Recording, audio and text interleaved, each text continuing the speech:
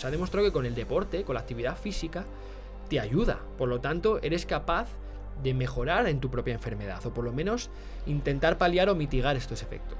Les disminuía mucho el craving. El craving es la necesidad que ellos tenían de consumir inmediatamente después. El cerebro de un drogodependiente, por ejemplo, necesita también mucha estimulación, necesita llenarlo de cosas y de cosas que le gusta, de su dopamina, de su serotonina, de lo que realmente le llega.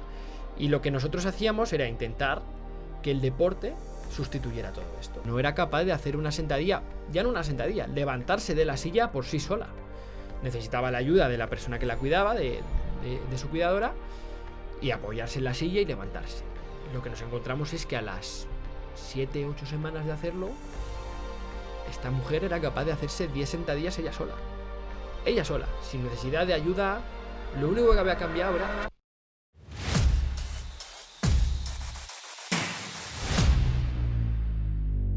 Pero ahora vamos a ir a una parte que yo considero que es más importante.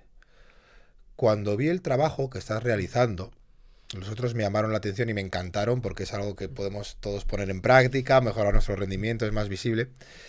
Pero hay otra parte que estás trabajando y es que ahora está muy de moda el biohacking, ¿no? De cómo mejoramos la biología mediante la tecnología, medicina, sí, farmacología. Está el caso de Brian Johnson, que invierte mucho dinero cada año en intentar aumentar su esperanza de vida, su longevidad. Y tú estás trabajando con pacientes oncológicos, pacientes que tienen cáncer. Así estáis trabajando con deporte y viendo los resultados del deporte en pacientes oncológicos, incluso mientras están haciendo la quimioterapia. Me gustaría, por favor, que nos comentes un poquito qué es lo que estáis haciendo en este proyecto y cómo funciona. Pues pequeño matiz simplemente por terminología. Más que deporte, lo que hacemos es actividad física. Que la diferencia va a radicar en que al final deporte es con tus reglas, regulado, o los llevas a hacer una actividad en concreto, sino lo que nosotros pretendemos es que este tipo de gente que tiene una enfermedad grave, porque nosotros estamos trabajando con pacientes oncológicos de pulmón, pacientes que ya están en una fase bastante avanzada, que tienen una esperanza de vida bastante corta, pero lo que queremos es que su calidad de vida mejore. Son gente que a lo mejor no ha hecho deporte nunca. Estamos hablando de pacientes que la media está oscilando entre los 60 a los 65 años. O sea, ya son pacientes mayores. Y lo que queremos, y lo que estamos haciendo, estamos trabajando con el Hospital Severo Ochoa en Leganés. Dividimos un poco la semana en 2 días y en 2 grupos. Tenemos un grupo, siempre grupos reducidos, de 8 a 12 personas como mucho. Todos ellos con cáncer de pulmón, en los cuales hacemos una primera parte un poquito más aeróbica, con trabajo dentro de las posibilidades que tienen, porque estamos hablando de que una persona con cáncer de pulmón, pues su capacidad respiratoria, su capacidad de movilidad está bastante reducida. Y luego una segunda parte de fuerza. Y la hacemos lunes y miércoles y los vamos midiendo, a ver cómo van mejorando. Y la verdad que para mí es un proyecto que... personalmente me enriqueció y me enriquece muchísimo. Vamos a terminar ahora justo con este segundo bloque de este segundo año. Este es el segundo año que lo estamos haciendo y creo que es algo fundamental. Porque lo que vemos es que ellos, aparte de ser tremendamente agradecidos, de que se ha cambiado un poco también el paradigma, y a esto le agradezco al hospital las puertas abiertas que nos han brindado, el cambiar el paradigma de paciente oncológico está mal, no se mueva, que haga reposo, porque cualquier energía gastada es energía importante. A cambiarlo a vamos a hacer movimiento, vamos a movernos, vamos a hacer actividad física, a ver qué pasa. Y lo que nos encontramos es que su calidad de vida mejora, que son mucho más activos, que están con una mejora en sus relaciones sociales, en su entorno. El grupo, la cohesión es fundamental. Y para mí, más allá de... Yo he trabajado en alto rendimiento, he trabajado en formación. Ahora estamos también con esta parte. Ostras, yo lo que me llevo para mí es tremendamente enriquecedor y me quedaría... Vamos, para mí son como... No sé, una parte de mi corazón está ahí. Qué bueno, qué bueno. ¿Habéis detectado algo que les esté aportando la actividad física diferente a la farmacología, a la medicina tradicional, bueno, a la quimioterapia. ¿Qué habéis visto que les aporta el deporte? Mira, la La evidencia que actividad nos física, dice... perdona. Bien ahí. La evidencia que nos dice, sobre todo lo que más ha estudiado es el cáncer de mama. Es lo que más está estudiado porque la prevalencia es mayor. Es decir, al final el índice de superación de la enfermedad es más elevado que en cualquier otro tipo de cáncer. ¿Qué ocurre? Que con esta actividad física lo que está haciendo es que son capaces de tolerar mejor la quimioterapia, dentro de que ya les deja bastante tocados una vez la reciben, pero si tú tienes y haces actividad física, la tolerancia a esta quimioterapia mejora. Es decir, eres capaz de soportar mejor las condiciones de la quimio. Luego nos vamos al aspecto más personal. Sus relaciones cambian drásticamente. Su calidad de vida mejora. Son gente que estamos hablando que o no se movía, o se movía muy poco, o tenía una capacidad de movilidad bastante reducida. Y te metes que al hacer ejercicios muy básicos, muy simples, pequeñas sentadillas, movimientos, porque son gente que no le vas a poner a correr, pero hacer 5 minutos de marcha para ellos supone un cambio muy importante porque no se ahogan. Entonces ellos están viendo que son capaces de mejorar, que son capaces de pequeñas cosas mejorarles en su día a día, que para ellos es fundamental. Lo mucho o poco que estén, si yo lo puedo vivir en las mejores garantías, estaría haciendo deporte y actividad física todos los días. Un ejemplo muy, muy claro que tenemos es una mujer que nos llegó el primer día, ya mayor, con 80 años, y el día que le estuvimos midiendo el pretest para ver las sentadillas, la capacidad funcional que ellos tenían, el equilibrio incluso, era una persona que no era capaz de hacer una sentadilla, ya no una sentadilla, levantarse de la silla por sí sola.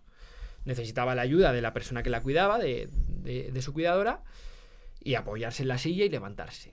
Lo que nos encontramos es que a las 7, 8 semanas de hacerlo, esta mujer era capaz de hacerse 10 sentadillas ella sola. Ella sola, sin necesidad de ayuda. Lo único que había cambiado era creer un poco también en ella, que ella creyera otra vez en su propio cuerpo, es decir, tener la autoconfianza de que su cuerpo funciona, de que no la ha abandonado, y volver a tener un estímulo, esa activación muscular para volver a hacer sus tareas cotidianas. Y me viene a la cabeza, por ejemplo, un anuncio hace unos años de Navidad en la que salía un señor entrenando y estaba con las kettlebell y demás, no recuerdo muy bien. Y la idea final del anuncio era, yo no entreno para estar fuerte, sino entreno para mi día a día. Y él replicaba los ejercicios que hacía esta persona mayor para, por ejemplo, coger a su nieto, poner la bola o la estrella de Navidad arriba del árbol, pues es para el día a día, para mejorar, no para que te pongas fuerte, sino para que estés activo y para que te muevas. Claro, porque te iba a consultar, está ahora también muy de moda el término health span, que ya no son solo los años que vamos a vivir, aumentar esta longevidad, sino la calidad de estos años. Y si hay alguna edad a partir de la cual ya no es interesante hacer deporte, o al menos no se va a notar una mejoría. Y por lo que me estás comentando, ya me dices 80 años, es cualquier edad. Correcto. Va a cambiar drásticamente nuestro físico, incluso imagino que también nuestra en nuestra mente, es fundamental. Nunca es tarde, cualquier edad es importante, todo lo que sea movimiento, moverse, ya sea desde el punto de partida en el que estés, cualquier movimiento que ayudes. Esto es como entrenar para un especialista, la sobrecarga progresiva, es decir, meterme a estímulos que cada vez me lleven a apretarme un poquito más, a llevarme un poquito más allá. Funciona. Ya tengas 20 años, ya tengas 30, ya tengas 70, ya tengas 80. Es decir, a ti lo que te interesa con tus familiares, con tus abuelos, es que ellos sean capaces de levantarse, de mover, de hacer sus tareas cotidianas. Y con pequeños estímulos de actividad física, de movimiento, van a ser capaces. Yo creo que ninguno queremos llegar a unas edades de 80, 85 años y no ser capaz de valerme por mí mismo o estar en una cama. Lo que yo quiero es ser lo más funcional posible dentro de lo que me permita mi cuerpo para poder tener una vida plena y para poder tener una longevidad que me ayude a no aguantar el mayor tiempo posible, sino que el tiempo que esté en las mejores condiciones. Y para esto no hay una edad fija, sino que todo nos suma. Hay otro proyecto en el que estás trabajando que la verdad que me parece muy muy interesante. Al final las adicciones destrozan vidas. destrozan vidas de las personas que las tienen y de las personas de su alrededor. Pero para poder salir de estas adicciones necesitan tener una meta, un objetivo. Necesitan ver cómo van a estar dentro de 1 año, 2 años, 3 años y saber que van a estar orgullosos de sí mismos y que van a ver un cambio que realmente sea evidente y sea muy motivador para ellos. Tú trabajas con personas en Proyecto Hombre, personas con adicciones graves, muy graves, y lo hacéis a través del deporte, canalizando esas adicciones a través del deporte. ¿Cómo funciona este programa que estáis aplicando? Pues esto fue una iniciativa muy, muy bonita que surgió por parte también de Proyecto Hombre, del Ayuntamiento de Madrid, de la Comunidad de Madrid, que nos contactaron a la universidad para poder ayudarles, y por medio de un equipo multidisciplinar de psicólogos, entrenadores, la gente que estaba allí trabajando en el centro de día con ellos, y cómo involucrar a la actividad física y al deporte en sus, digamos, en sus terapias, en su día a día. Nos contactaron y la verdad que fue algo que yo empecé con mucho miedo, personalmente, hablando, de decir, yo no sabía con lo que me iba a encontrar. Era la primera vez que me exponía a un entorno en el que ya no estaba tan familiarizado, porque yo venía siempre del alto rendimiento, del deporte de formación, y claro, ahora te viene un tipo de personas con patologías muy concretas, con problemas de adicción, ya podía ser tabaco, podía ser drogas, podía ser ludopatía. Es decir, dentro de las propias adicciones había diferentes tipos y no sabías tampoco cómo te iban a venir, ni qué predisposición iban a tener ellos hacia el deporte. Y la verdad que lo que nos encontramos fue, para mí, en calidad humana, creo que gané y aprendí muchísimo. O sea, creo que de las cosas que me han enseñado en la vida.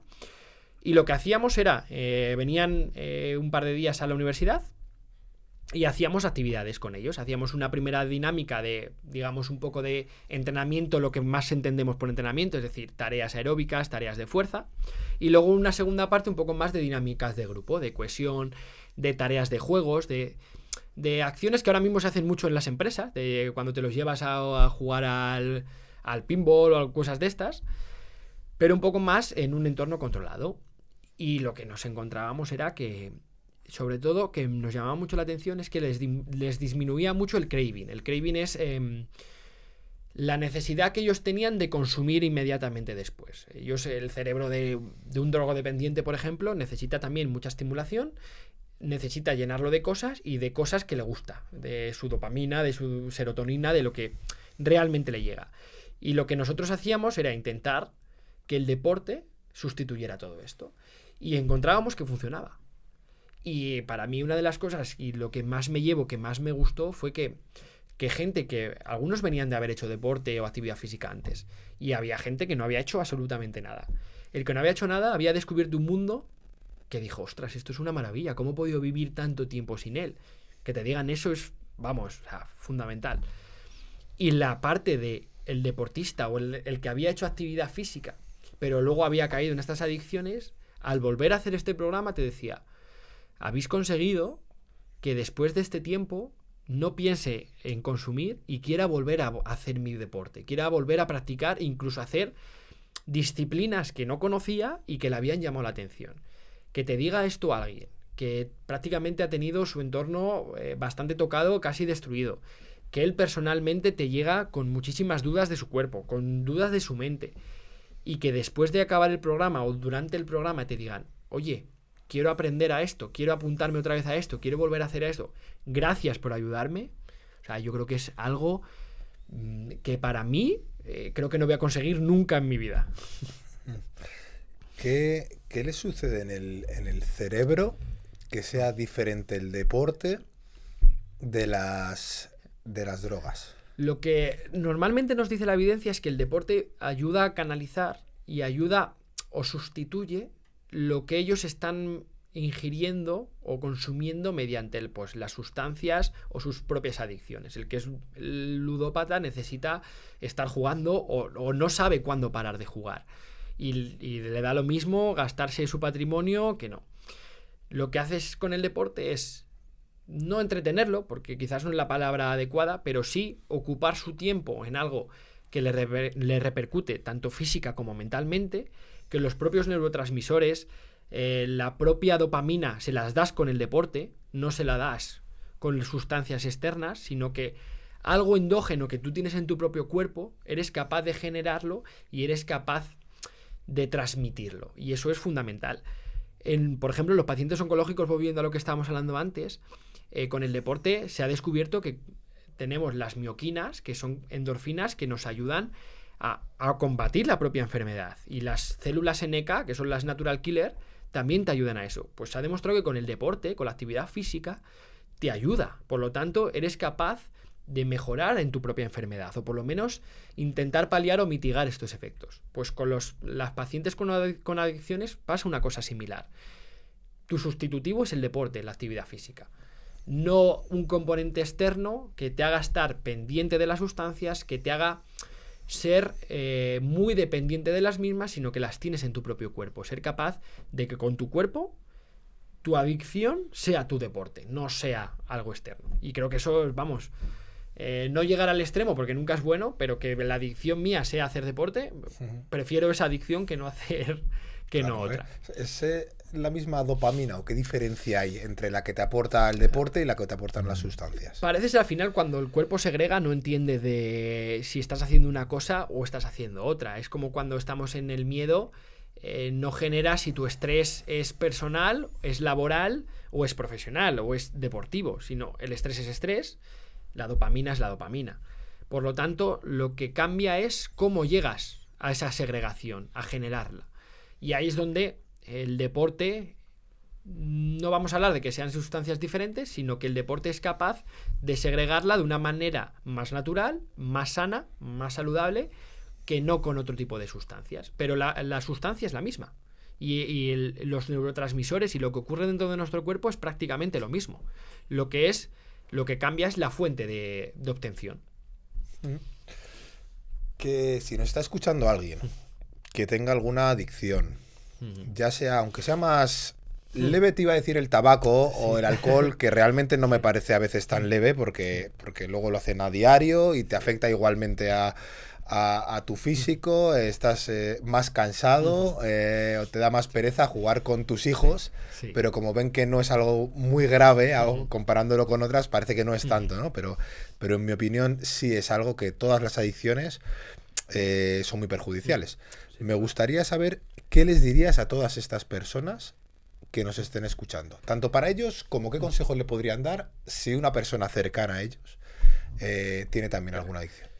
Yo lo que le diría principalmente que busquen ayuda. El ser consciente de que algo te está ocurriendo es gran parte ya del tratamiento y gran parte de lo que te va a ayudar a salir de ahí. Y que yo quiera salir de ahí. Esto es como el que quiere dejar de fumar, pero si no tienes la fuerza de voluntad propia y no quieres, por mucho que te ayuden, no lo vas a dejar. Ahora bien, si tú quieres y aparte pides ayuda, tu entorno te ayuda, te empiezas a relacionar con gente que te puede aportar esto, el cambio es muy importante. Además, le diría, sobre todo, principalmente y viniendo del ámbito donde vengo, es que se muevan. O sea, que hagan cualquier tipo de movimiento, cualquier tipo de actividad física, cualquier tipo de distracción física que aparte le va a ayudar a su cognición, a su proceso mental, a salir de esto. Porque no hay mayor ayuda y al final el deporte genera adicción. Y todos en algún momento lo hemos sufrido. El que empieza en un deporte empieza a saco. Empieza a lo bestia. Ahora el pádel, por ejemplo, está muy de moda. Todo el mundo está jugando al pádel. Hace unos años casi todo el mundo practicaba el rugby. Se metía a jugar al rugby. Al final te genera algo que es muy importante. Y dentro de todo esto, lo que a mí me gustaría destacar también, y además lo hago extensible tanto a estos pacientes como a los que trabajo con la oncología, es el factor social. El grupo, la cohesión. O sea, creo que es algo que es, no sé si decirte lo más importante, pero de las 2 o 3 cosas más importantes. El compartir con un grupo lo que te está pasando, verbalizarlo, el ver cómo avanza tu compañero de la derecha, hablar con él de lo que te está ocurriendo, porque seguramente a esa persona le está ocurriendo exactamente lo mismo.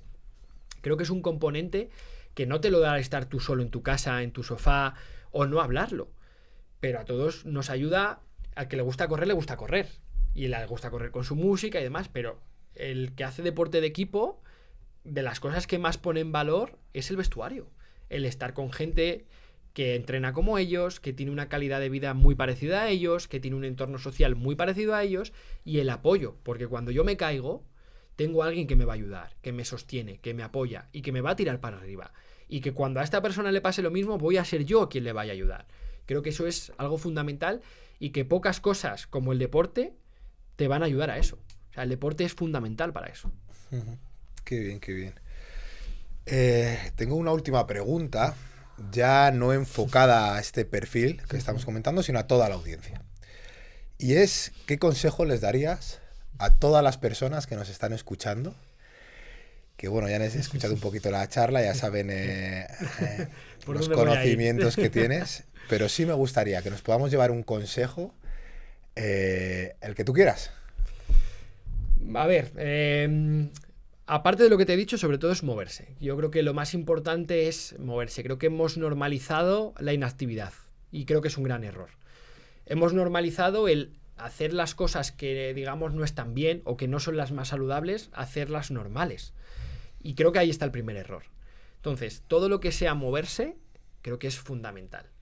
Y al final lo que me ha ayudado todo este proceso es que casi todo o gran parte es entrenable. Entonces, no perdamos el tiempo en hacer cosas superfluas que no me ayuden, sino dentro de mis distracciones, dentro de mis hobbies, dentro de las cosas que más me gustan, vamos a meter este componente físico. Vamos a meter este componente tanto físico como mental para que yo mejore, que me mueva, que haga yoga, que haga cualquier actividad que me ayude, que me mueva, que me active mentalmente y físicamente. Creo que es un paso fundamental. Sea la edad que sea, tengas el nivel deportivo y físico que tengas, creo que es fundamental. Y moverse te va a hacer más feliz, te va a hacer mejorar tu calidad de vida, te va a hacer mejorar la relación con tu entorno, y esto es algo que nos ayuda. Es como cuando hablamos del tiempo. El tiempo nos afecta, evidentemente. Cuando estamos en un día gris, lluvioso, tú personalmente estás más apático, estás más triste, tienes menos relación, menos ganas de interactuar. Si a esto le ayudas con un deporte que yo a mí, cuando yo no entreno, yo estoy bastante más distante, porque mi relación conmigo mismo es peor.